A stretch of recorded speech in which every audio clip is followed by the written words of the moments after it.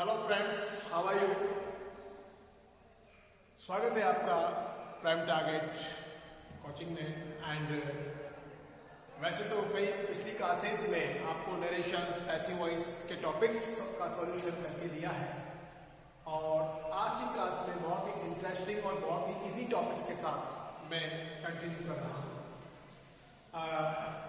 Conjunction topic today's matter. Conjunction बहुत normally competition classes में and examination में and board examination में generally पूछा जाता है, रूटीन पे है, और बहुत इजीली हम इस टॉपिक में नंबर गेन कर सकते हैं, क्योंकि कहीं ना कहीं ये टॉपिक हिंदी लैंग्वेज को बिलोंग करता है, क्योंकि यहाँ पर हर कंजक्शनल वर्ड का एक मीनिंग है। देखिए, first of all I want to clarify what is conjunction. Conjunction क्या होता है? कंजक्शन की अगर मतलब की हम बात करें तो कंजक्शन दो सेंटेंस को जोड़ने की एक कड़ी है। यानी दो सेंटेंस अगर आपके पास हैं, उन दोनों को आपको ऐड करना है, तो आप कंजक्शन ग्रामर टॉपिक को अप्लाई करते हैं। देखिए, इंग्लिश ग्रामर के अंदर सेंटेंस तीन प्रकार के होते हैं: simple, compound and complex. Simple sentence means a meaningful sentence. For example, I am going to market. But if we apply two sentences, I am going to market, I am buying vegetable, इन दो अलग अलग sentence को आप compound sentence में singly एक करने के लिए जो ट्रिक अप्लाई करेंगे उसे कहते हैं conjunction. So I have write down here already. Conjunction means linked words. And now time to clarification, my friends. आपको ये जानना है कि कंजक्शन कितने प्रकार के होते हैं। So कंजक्शन को यहाँ क्लैरिफाई किया गया है कि कंजक्शन आपको दो कैटेगरी में मिलेंगे। First is coordinator and subordinator. यानी coordinate and subordinate. Coordinate conjunction क्या होंगे? जहां पर आपको टू सिंपल सेंटेंस यानी दो अलग अलग मीनिंगफुल सेंटेंस अगर क्रिएट किए जा रहे हैं और उन दोनों को जोड़ना हो, तो आप जिन कंजक्शन को अप्लाई करेंगे उन्हें कोऑर्डिनेट कंजक्शंस कहा जाएगा। And what is about subordinate conjunction? Subordinate conjunction आप वहां अप्लाई करेंगे जहां पर दो सेंटेंस तो होंगे, लेकिन एक डिपेंडेंट होगा and first sentence will be main sentence. यानी एक पूरा वाक्य होता है, दूसरा उस पर आधारित वाक्य होता है। For example, I want to say, ये एक इनमीनिंगफुल सेंटेंस है, अधूरा वाक्य है। जब तक ये पूरा नहीं होगा तब तक आप इसको कंप्लीट सेंस नहीं दे सकते। इसको पूरा करने के लिए आपको एक मीनिंगफुल सेंटेंस में ऐड करना होगा। For example, I want to say that the weather is so cold. Now the sense is complete.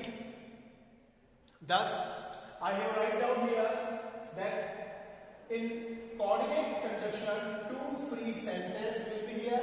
दो free sentence होंगे, and for example, and, but, और, as well as.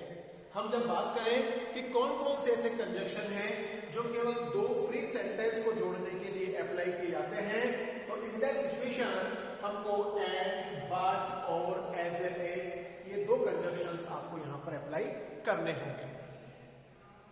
एंड जब हम बात करते हैं सबऑर्डिनेट कंजक्शन की, तो इसके अंदर वन मेन क्लॉज, एक तो मेन क्लॉज होगा एंड अदर डिपेंडेंट क्लॉज, और जो दूसरा सेंटेंस होगा वो इस पर डिपेंड होगा। इसी पॉइंट को हमें यहां समझना है। जनरली कॉम्प्लेक्स कैटेगरी के जो सेंटेंस होते हैं वो सबऑर्डिनेट कंजक्शन कैटेगरी में आते हैं। इस सिचुएशन में फर्स्ट सेंटेंस इनकम्प्लीट मीनिंग, आपका जो फर्स्ट सेंटेंस होगा उसका मीनिंग इनकम्प्लीट होगा, और वो जब तक कंप्लीट नहीं होगा जब तक कि उसके अंदर मेन क्लॉज, एक मुख्य सेंटेंस न जोड़ा जाए। सो सबऑर्डिनेट कंजक्शंस कौन कौन से हैं जिनको आप अप्लाई करके मीनिंगफुल सेंटेंस बना सकते हैं? देखिए, सो दैट, बिकॉज। सो का मतलब इसलिए, सो दैट का मतलब ताकि, बिकॉज का मतलब क्योंकि, और इसका मतलब यही। ना इस सिचुएशन में अब आपको मैं दो सेंटेंस यहां पर अप्लाई कर रहा हूं। एग्जामिनेशन में, कॉम्पिटिशन लेवल में ये इस प्रकार से आएगा, you are a boy. First sentence is here, you are a teacher, you are a student, not teacher, student. ना आपको यहां पर इंस्ट्रक्शन मिला कि आप इसमें एंड का यूज करें। नाउ व्हाट यू डू, आपका आंसर होगा you is common, you are a boy and teacher, क्योंकि एक व्यक्ति को दो तरह से डिफाइन किया गया है, you are boy and teacher. यहां पर आपने एंड क्यों लगाया? क्योंकि आपके पास you have two meaningful sentence, और उन दोनों मीनिंगफुल सेंटेंस के अंदर टू डिफरेंट जो थिंग थी उनको ऐड करना था। तो आपको कोऑर्डिनेट कंजक्शन के तरीके में जाकर वहां से एंड को या एज वेल एज को अप्लाई करके सेंटेंस मीनिंगफुल बनाना था। थस आप इन वर्ड्स का यूज करके कई सारे सेंटेंस को कंजक्ट कर सकते हैं। And right and practice these examples by using these words, and comment me and show me many sentences by doing. Thank you, जुड़े रहे। नेक्स्ट क्लास में आपको इनकी सेंटेंस की प्रैक्टिस कराई जाएगी, and really the topic is to be done careful, क्योंकि इसके अंदर रॉन्ग भी बहुत जल्दी होते हैं। अगर आपने मीनिंग सही नहीं पहचाना तो सेंटेंस कहीं ना कहीं आपका रॉन्ग हो जाएगा। Okay, thank you.